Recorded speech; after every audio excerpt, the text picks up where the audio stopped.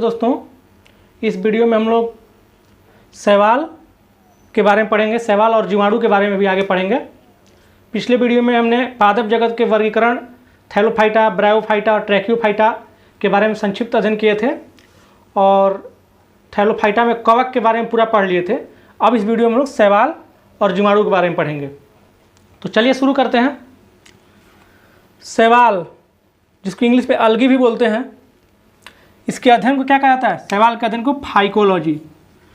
शैवाल होता क्या, पहले अपने दिमाग में बैठा लीजिए कि जैसे हम लोग कहीं भी पानी नमी वाला स्थान होता है, जैसे कल या नल के नीचे कभी कभी काई जैसा लग जाता है, हरा हरा कुछ कुछ लग जाता है, वही वो भी एक तरह का शैवाल ही है। तो शैवाल का आवास क्या होता है? नमीयुक्त स्थान, ताज़ा जल, गर्म झरना या समुद्रों में भी बहुत सारे कीचड़, नदी, तालाब आदि में शैवाल पाए जाते हैं। पादप जगत का सबसे सरल जलीय जीव शैवाल है और शैवाल का शरीर जो है थैलाइड होता है। थैलाइड मतलब थैलोफाइटा में पढ़ रहे हैं। थैलोफाइटा में हम लोग पढ़े थे कि थैलोफाइटा के जितने सारे ग्रुप के जीव हैं उनमें ना जड़, तना और पत्ती नहीं होता है। जड़, तना और पत्ती में उनका शरीर विभेदित नहीं होता, उनका शरीर एक थैलाइड के रूप में होता है। तो ये हो गया हमारा शरीर थैलाइड के रूप में, जड़, तना, पत्ती के रूप में नहीं रहेगा। और शैवाल में क्लोरोफिल पर्णहरित होता है, जिसकी वजह से वह प्रकाश संश्लेषण के द्वारा अपना भोजन खुद तैयार करता है। इसीलिए इसको बोलते हैं हम क्या? स्वपोषी। शैवाल प्रायः कैसे होते हैं? स्वपोषी होते हैं। शैवाल की कोशिका भूति किसकी बनी होती है? सेलुलोज की। शैवाल की कोशिका भूति किसकी बनी होती है? सेलुलोज की। और कवक के कोशिका भूति किसकी बनी होती है? जल्दी बताइए, मैंने पिछले वीडियो में आपको बताया था, काइटिन की बनी होती है। शैवाल के अध्ययन को फाइकोलॉजी और कवक के अध्ययन को क्या कहते हैं? माइकोलॉजी। चलिए आगे। भोज्य पदार्थ। शैवाल के अंदर जो भोज्य पदार्थ होता है वो मंड या स्टार्च के रूप में संचित होता है, मंड या स्टार्च के रूप में। और कवक में ग्लाइकोजन के रूप में। याद रखिएगा, मैंने पिछले वीडियो में बताया था। यदि आप उस वीडियो को नहीं देखे हैं तो जाकर देखिए, और उस पर आधारित मैंने कुछ प्रश्न भी कराया था। इसका जो शैवाल का जननांग होता है प्रायः एक कोशिकीय, प्रायः इसका जननांग होता है एक कोशिकीय होता है और इसमें निषेचन के बाद से भ्रूण नहीं बनता है शैवाल में। आगे चलिए। शैवाल को वर्णक के आधार पर, उसके रंग के आधार पर 3 भागों में बांटा गया है। 3 तरह के शैवाल होते हैं, क्लोरोफाइसी, रोडोफाइसी और फियोफाइसी। क्लोरोफाइसी क्या होता है?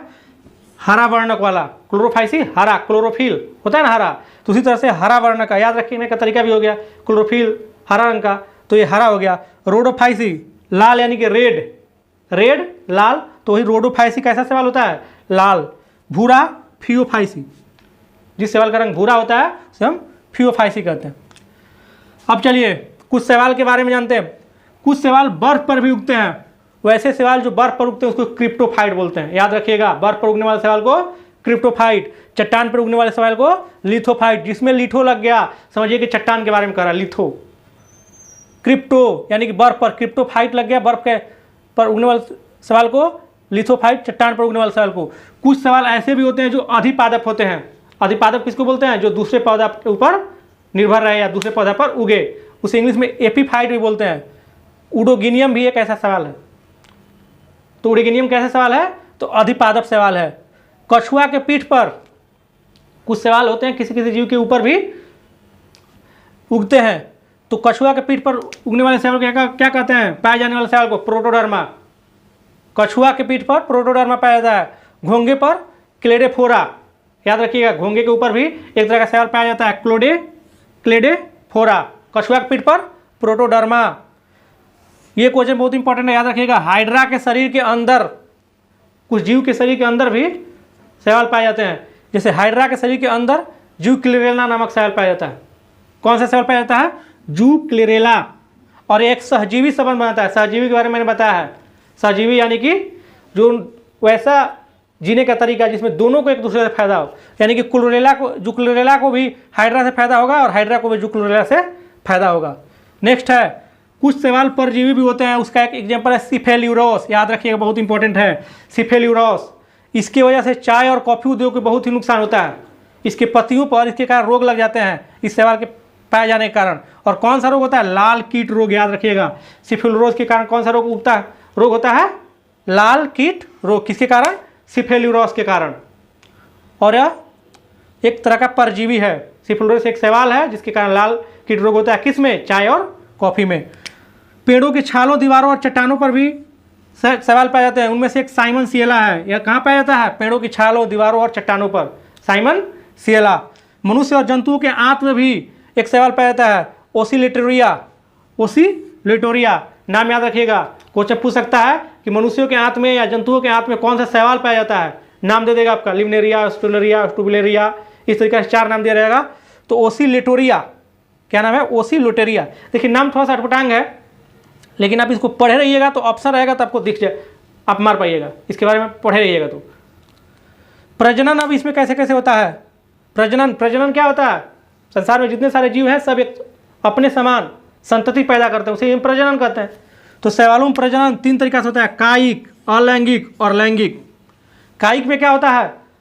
खंडन द्वारा, कायिक में उसके शरीर के खंडित होकर के दूसरा शैवाल बन जाता है। तो खंडन द्वारा, हार्मोगोन के द्वारा भी, प्रोटीनिमा और एकाइनेट। कायिक जनन का 4 प्रकार है।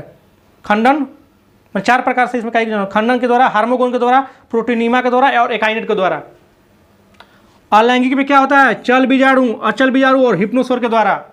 कवक में भी हम लोग पढ़े हैं और आगे आप अगले चैप्टर में इसमें जीवाणु में भी पढ़ेंगे इस तरह से कायिक जनन के बारे में। खंडन, हार्मोगोन, प्रोटीनिमा और एकाइनेट। अलैंगिक कैसे कैसे होता है? चल बीजाणु, अचल बीजाणु और हिप्नोसोन, 3 तरीका से। लैंगिक में क्या बनता है? लैंगिक जनन में समयुग्मक, विषमयुग्मक और अंडयुग्मक। लैंगिक जनन कैसे होता है? समयुग्मक, विषमयुग्मक और अंडयुग्मक से। चलिए अब नेक्स्ट,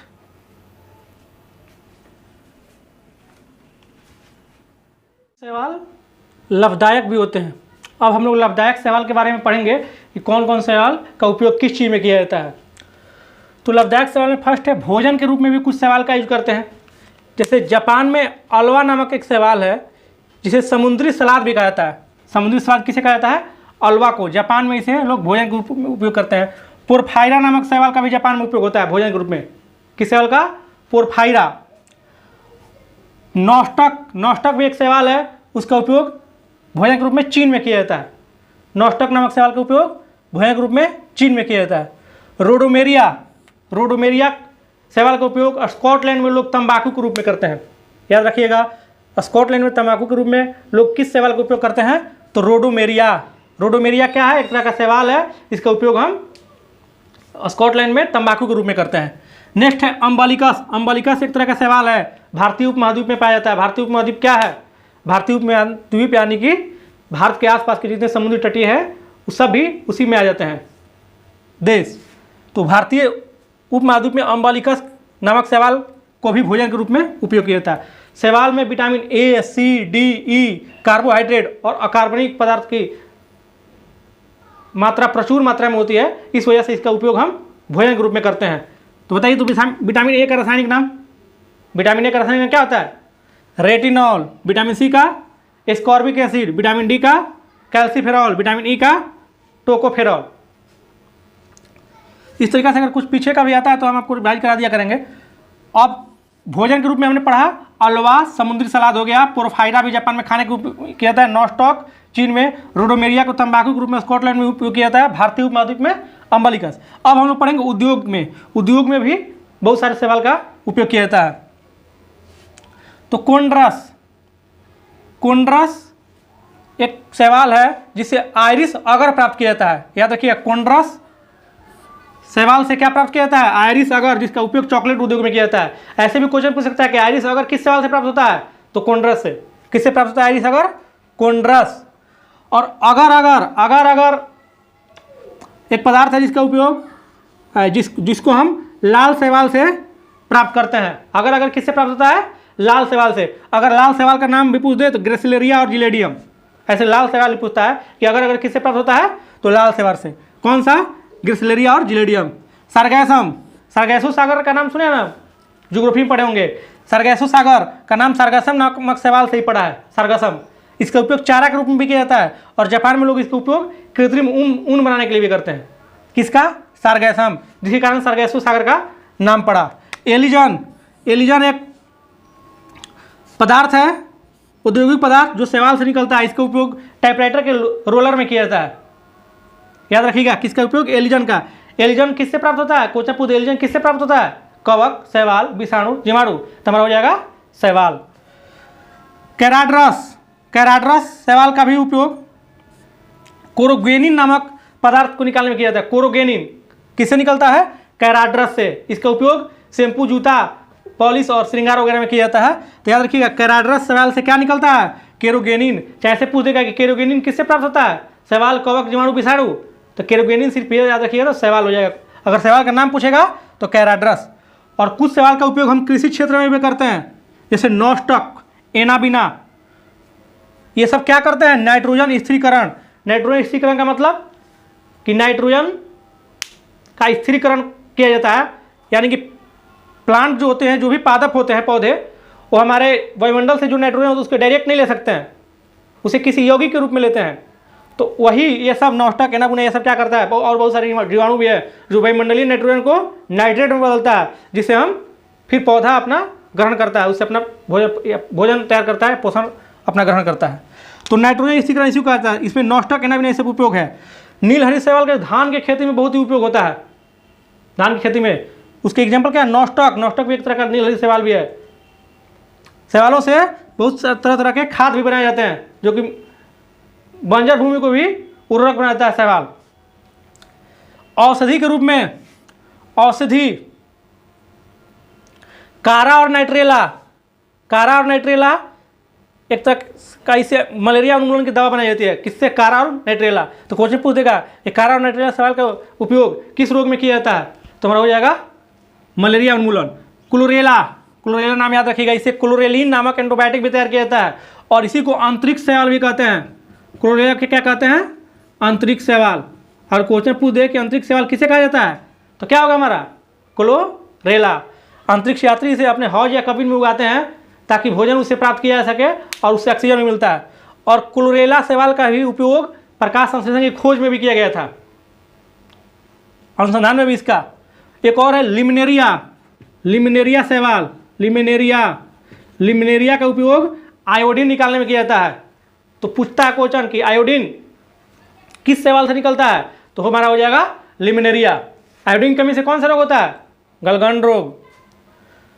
अब चलिए एसिटाबुलेरिया। एसिटाबुलेरिया एक शैवाल है जो सबसे छोटा शैवाल होता है।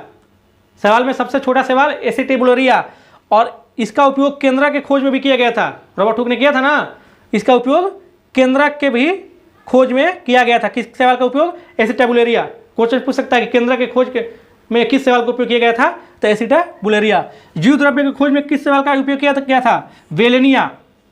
और प्रकाश संश्लेषण में मैंने अभी बताया, प्रकाश संश्लेषण की खोज में क्लोरेला का प्रयोग किया गया था। लाल शैवाल के मृत शरीर से कैल्शियम से भरपूर मृदा का भी निर्माण होता है। तो शैवाल हमारा मृदा के निर्माण में भी भूमिका निभाते हैं। ये देखिए इसके बारे में और कुछ फैक्ट है। ट्रिलियम, सबसे प्राणी जगत में सबसे छोटा गुणसूत्र ट्रिलियम नामक शैवाल का ही होता है। याद रखिएगा, सबसे छोटा गुणसूत्र किसका होता है पूरे प्राणी जगत में? तो हमारा हो जाएगा ट्रिलियम का। सबसे बड़ा शैवाल कौन सा है? मैक्रोसिस्टिस। सबसे छोटा शैवाल कौन था? एसिटाबुलेरिया। मैंने अभी बताया सबसे छोटा शैवाल एसिटाबुलेरिया, सबसे बड़ा शैवाल मैक्रोसिस्टिस, जिसे दैत्याकार समुद्री घास भी कहते हैं। उसको इंग्लिश में केल्प भी कहते हैं, समुद्री घास को केल्प। तो केल्प क्या है? एक तरह का शैवाल ही है। तो मैक्रोसिस्टिस समुद्री शैवाल है केल्प। मैक्रोसिस्टिस का उपयोग, मैक्रोसिस्टिस सबसे बड़ा शैवाल है, और इसे दैत्याकार समुद्री घास भी कहते हैं। लाल सागर का रंग लाल क्यों है? लाल सागर का रंग लाल शैवाल के कारण ही है। किस शैवाल के कारण अगर पूछ दे तो टाइकोडेस्कियम इरिथ्रियम। टाइकोडेस्कियम इरिथ्रियम। शैवाल के कारण बहुत सारे हिमशिखर का अलग अलग रंग भी होता है।